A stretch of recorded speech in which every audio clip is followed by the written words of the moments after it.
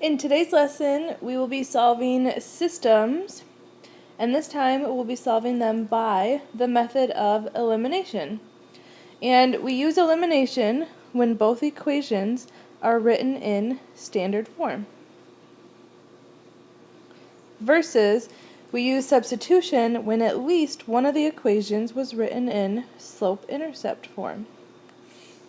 So, we use elimination. The point is to add or subtract the two equations together that will result in an elimination of one of your variables. And then you solve for one of them, you plug it back in to find the other one, so your final answer will result in you solving for x and for y. I want you to write this down.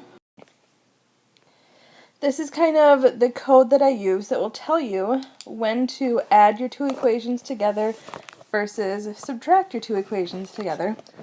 And this will make more sense after we do a couple problems. But what I have here is addition and subtraction. That just means if you have a positive number and a negative number, what operation would you use to eliminate them? If one is positive and one is negative, we're going to add them together because they will cancel out to equal 0. If both numbers are positive, to cancel them out, we would subtract 2 minus 2 is 0. And then if they're both negative, we would also subtract because the double negative means adding, and then that would cancel out to be 0. So here is our first set of systems that we're going to solve by elimination. So notice that they're both written in standard form.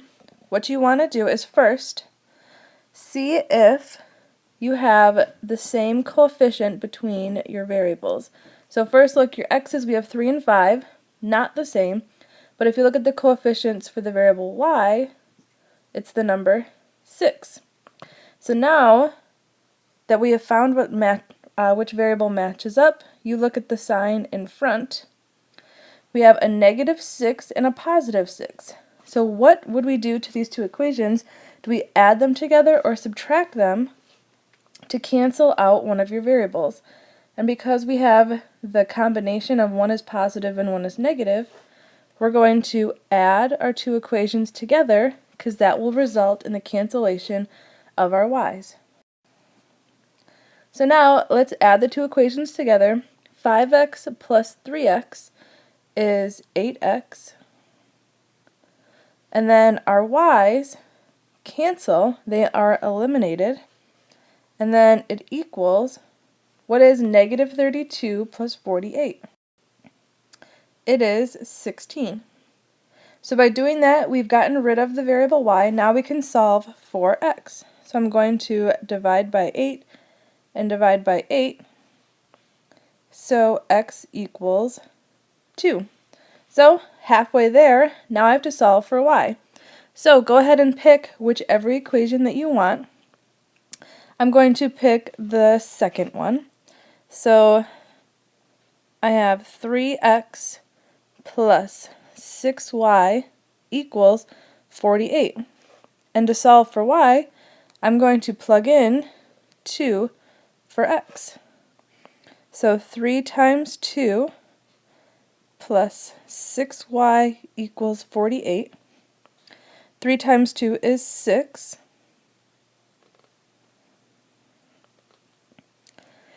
Now I'm going to subtract 6 on both sides.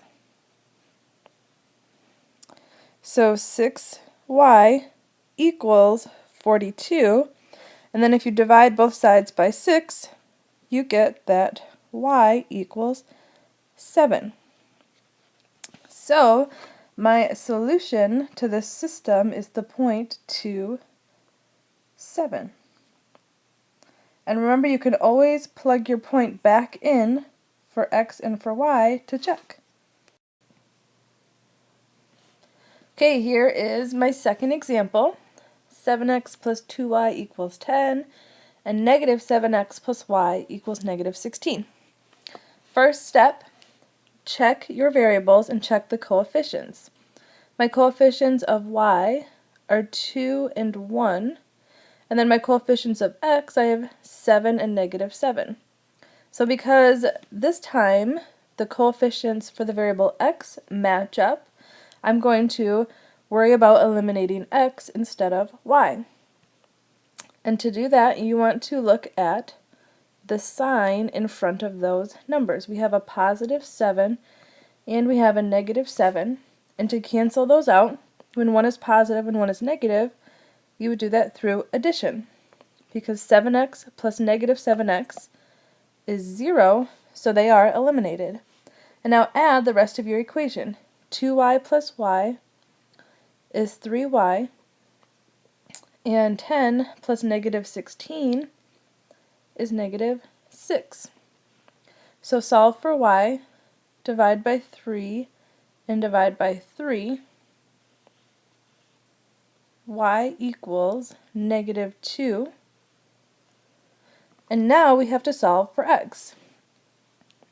So go ahead and pick one of your equations. It does not matter which one. I'm going to pick the top one, which is 7x plus 2y equals 10. To solve for x, I will plug in what I already solved for y in for y. So 7x plus 2 times -2 equals 10. So 7x minus 4 equals 10. Add 4 to the other side. So 7x equals 14. And divide both sides by 7, so x equals 2. So my final answer is the point where x is 2 and y is -2. Okay, for this system, I'm going to help you get started, but then I would like you to try to finish it on your own. The first step is to look at the coefficients of your variables. For your x, we have 2 and we have 4, and then y, we have 18 and 18. So because we have the variable y has the coefficients that match up, we're going to worry about eliminating those. So in this case, we have a +18 and a +18. How would you eliminate when they're both positive? For this one, we're going to subtract the two equations together so that our y's will be eliminated. So go ahead and pause the video and try this one on your own, and then go back and check your answer.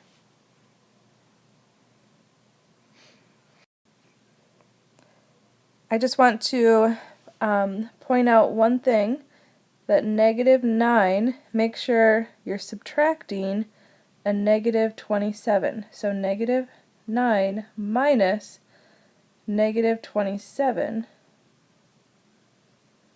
Don't forget about what you do when you have double negatives.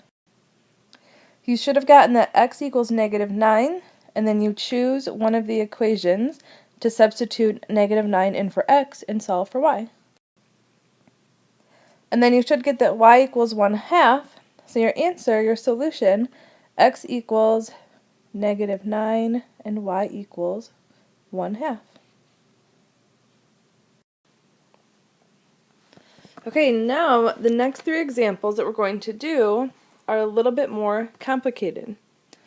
And the reason they're more complicated is because starting out, when you look at the coefficients of your variables, neither your x variables or your y variables match up and are ready to be eliminated. Because whether you add or subtract these two equations, you won't eliminate one of the variables, and that defeats the purpose of solving by elimination. So we have to think about, can we pick one of the equations, and can we multiply everything in that equation by a number in which we will have matching coefficients? Well, let's think. We could multiply by 7, because then our x's will both have 7x. We could multiply by negative 7, so that we'll have 1 is 7x and then 1 is negative 7x. We could also, to match up our y's, we could multiply by 5, because 5 times 3 is 15, or that would be negative 15. We could also multiply by negative 5.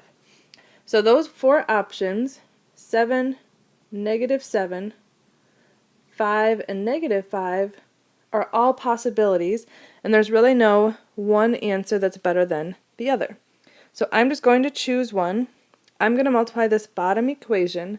I'm going to multiply everything by the number 5, so that will result in my y variables matching up. Alright, so first I'm going to rewrite my top equation. 7x plus 15y equals 32. And now I'm going to rewrite my bottom equation, but I'm going to rewrite it after I have multiplied all of my coefficients by 5. So 5 times x is 5x, and then 5 times the minus 3 would be negative 15y equals 5 times 20 is 100. So now that I have multiplied each coefficient by 5, I can clearly see that my coefficient of my y variables now match up. And because I have one positive and one negative, I'm going to add my two equations together, because that will allow me to eliminate my y variable. So adding them together lets me eliminate my y variables. And then 7x plus 5x is 12x equals 32 plus 100 is 132. And if you divide both sides by 12, you should get that x equals 11. Alright, so after you solve for x, we now just have to solve for y. So you can pick any of the equations above to solve for y. I'm going to choose this original bottom equation right here. So x minus 3y equals 20. To solve for y, I just need to plug in what I have already found for x. So 11 minus 3y equals 20.